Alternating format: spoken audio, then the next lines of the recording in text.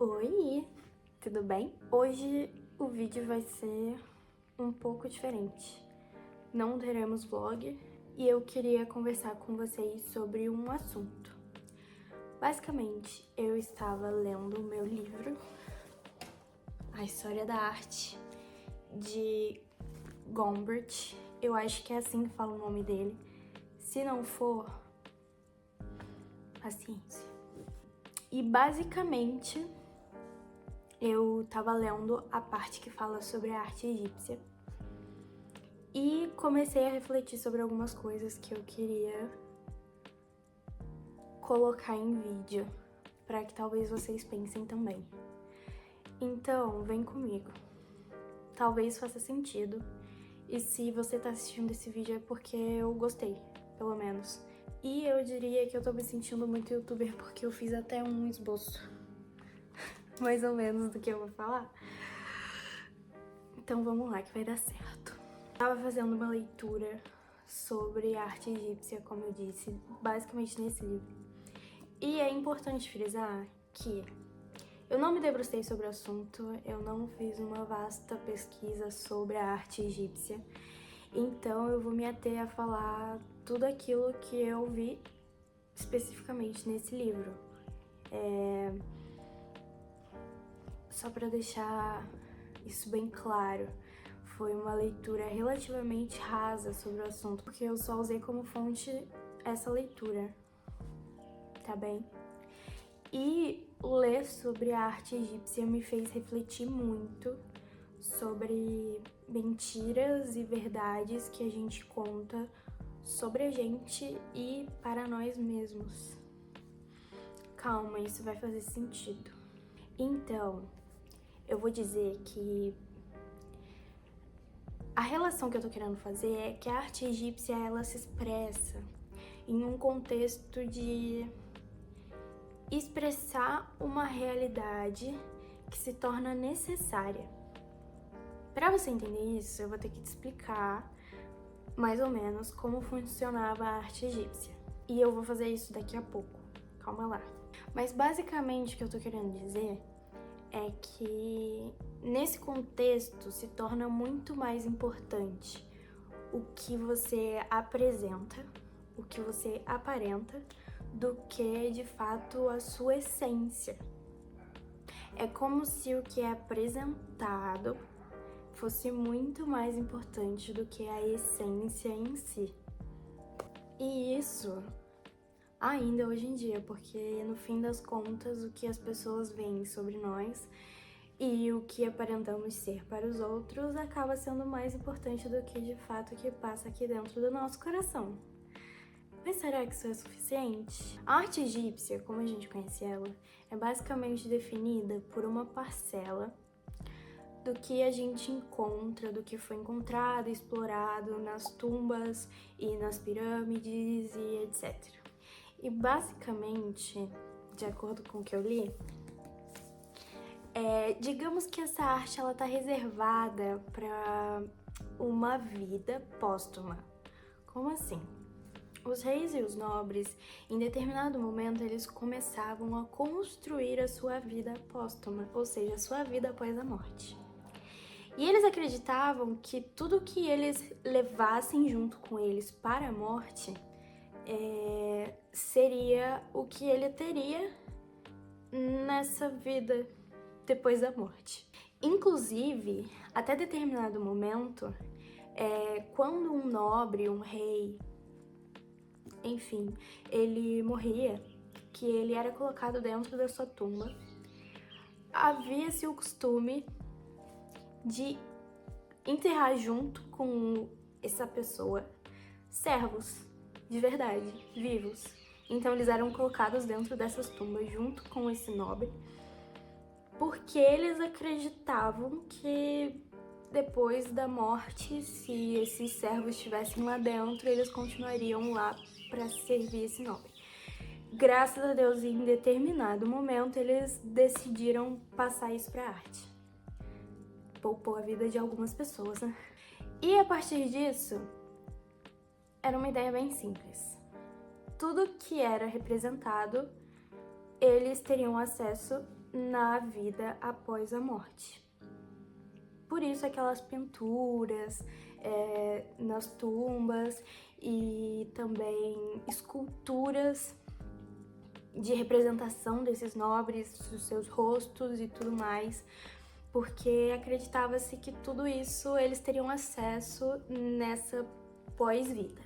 E aí, inclusive, por isso que as pinturas, elas tinham um quê, assim, meio esquisito.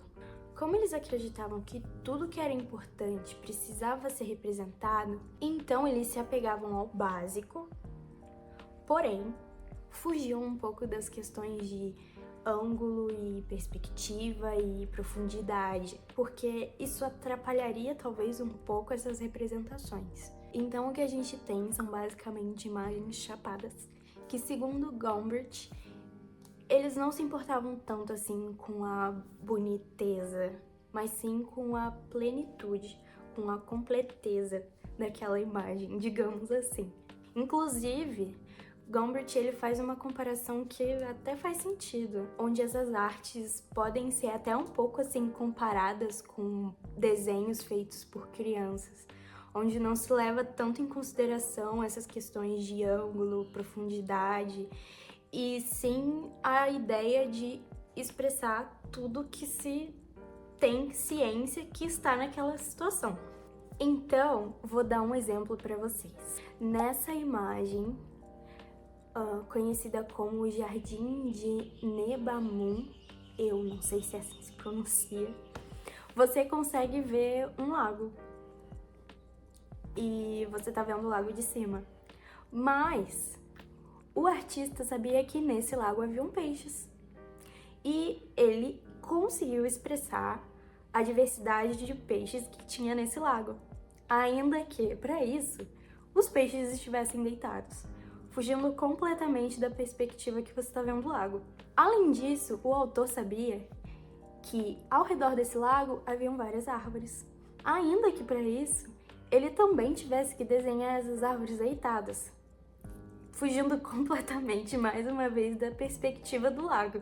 Ou seja, nos desenhos e artes egípcias, o ângulo ele não é um desejo, assim, nem um pouco necessário. Então a ideia é, eu preciso mostrar o que eu tenho. E a beleza da realidade a gente deixa para outro momento da arte. Mas assim, ninguém me interprete mal, por favor, eu não tenho nada contra a arte egípcia, ok? Muito pelo contrário, a capacidade de observação da natureza que esses artistas tinham é surreal, onde eles conseguiam, na simplicidade dos seus desenhos, representar com muita qualidade, onde, inclusive, segundo o autor, algumas dessas espécies de peixes, animais, aves representados nesses desenhos, eles conseguem ser identificados até hoje por especialistas no assunto. Então, assim, é de uma clareza absurda. Mas ainda me mantendo na janela dos exemplos, outro grande exemplo que eu posso usar aqui para vocês são as representações das guerras ou das vitórias em guerra. Segundo o autor, essas representações expressam bem a arte do ufanismo jactancioso, que cá entre nós significa um orgulho exagerado ou uma vaidade. Quer dizer, basicamente, é óbvio que eles representavam essas vitórias em guerra de uma forma possivelmente um pouco distante da realidade, com formas e expressões gloriosas e reis completamente sob o domínio de outras tribos. Até porque acredita-se que na época existiam possíveis superstições sobre enquanto essa imagem representa a nossa vitória, a gente continua tendo um domínio sobre esse povo. Ok, mas aonde eu quero chegar com tudo isso? Depois dessa leitura, eu comecei a me questionar o quanto eu represento e expresso a minha vida da mesma forma que os egípcios faziam. O quanto eu me expresso e me faço entender a partir de ângulos que me favorecem. e o quanto eu tenho mostrado só esses ângulos. O quanto eu tenho mostrado as minhas batalhas a partir de um ufanismo jactancioso. Quer dizer, será que a internet, as redes e as relações sociais acabaram se tornando as nossas paredes de tumbas, onde as pessoas podem admirar o quão incríveis nós somos e que quando a gente se depara com a realidade, com os ângulos, com as perspectivas e com as profundidades da vida real, a gente acaba imaginando que a nossa realidade é um pouquinho mais esquisita do que a dos outros e que a realidade dos outros é bem mais bonita, bem mais vitoriosa. Será mesmo? Seja como for, graças a Deus pela arte egípcia, pela capacidade deles de pintar, de esculpir, de representar, até porque foi isso que me fez pensar o quanto eu tenho representado, talvez, a minha realidade de forma mentirosa, talvez um pouco mais favorecida do que ela é com os outros e comigo mesma.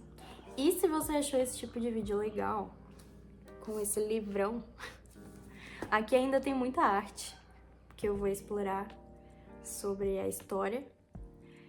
E se você acha que seria legal trazer algumas ideias e perspectivas sobre a arte, aplicando ela na vida real de hoje, só me fala nos comentários, que aí eu faço mais vídeo assim. E é isso. Tchau!